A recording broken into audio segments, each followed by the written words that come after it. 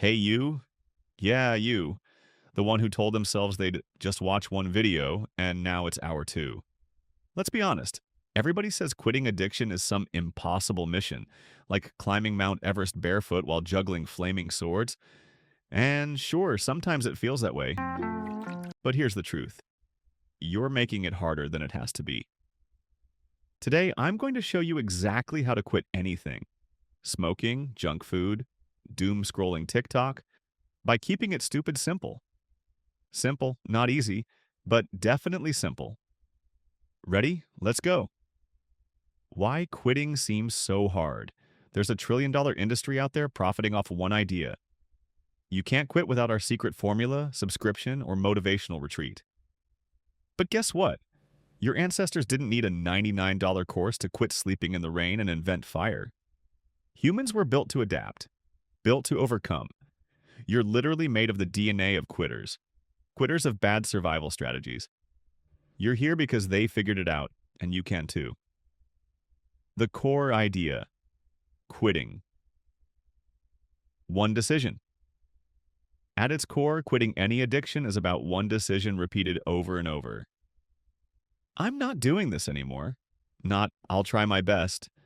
Not, maybe later. Just, I'm done. You don't need a TED Talk. You don't need a life coach whispering affirmations into your AirPods. You need to grab the steering wheel back from your autopilot brain and say, I'm driving now. And when cravings sneak up, you tell them, not today, over and over and over, like brushing your teeth, like tying your shoes, like dodging spoilers on Twitter. Repetition. That's it.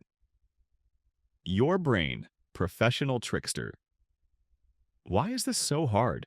Because your brain loves patterns. It wants to feel safe, save energy, get little dopamine hits. And bad habits? They're cheap dopamine. Your brain's like a toddler with a cookie addiction. It knows cookies are bad, it just doesn't care. Cravings aren't real needs. They're just notifications your brain sends.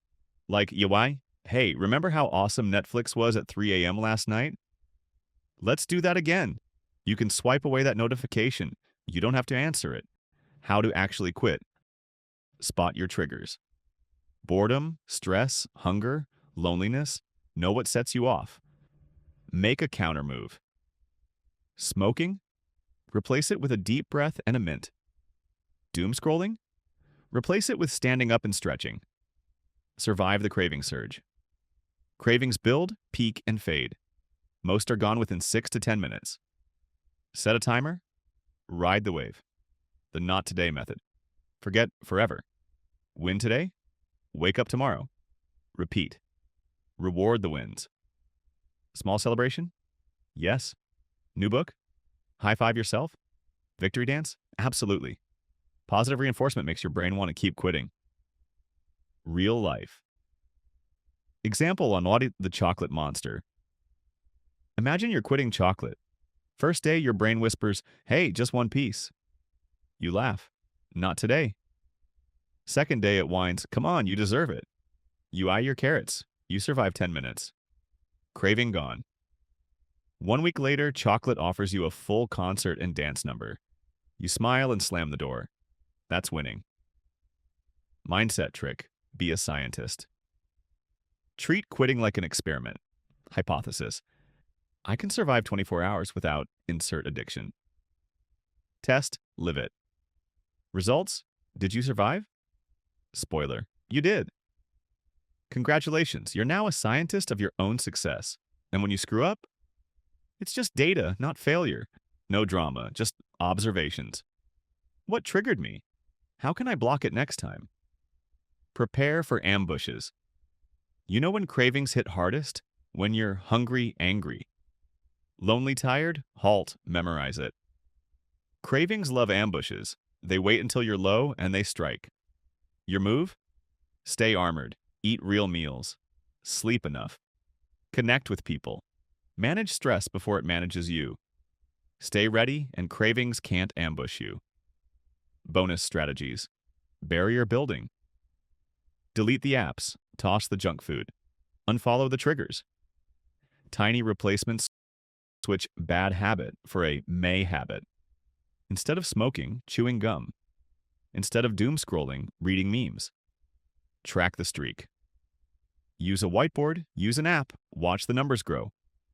Set if-then rules. If I crave soda, then I'll chug water. Clear, automatic. Advanced move, become a new person. Old identity, I'm someone trying to quit smoking. New identity, I'm a non-smoker. Shift who you are, not just what you do.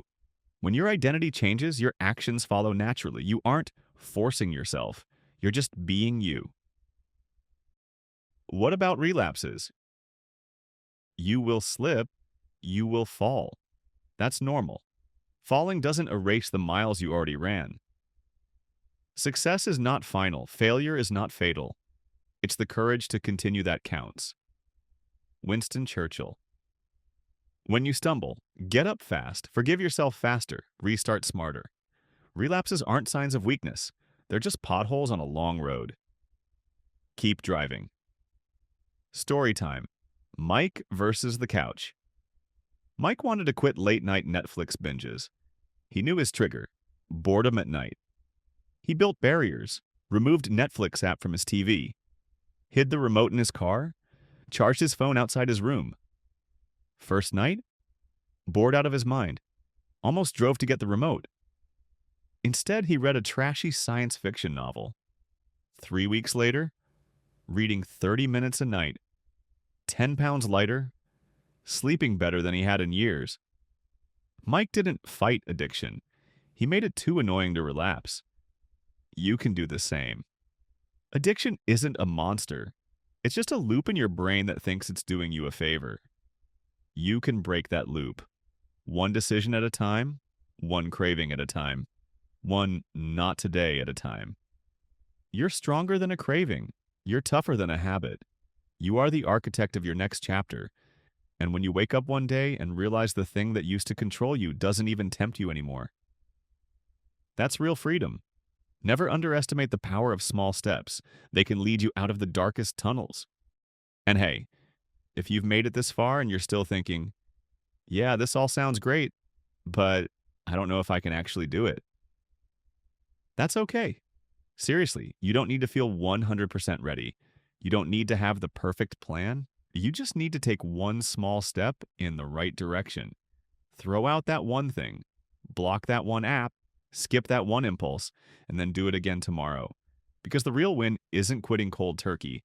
It's quitting over time with small, boring, quiet wins that no one claps for. But that change everything. So whether you're pausing this video to make a move or just sitting there thinking about it, that's already better than yesterday.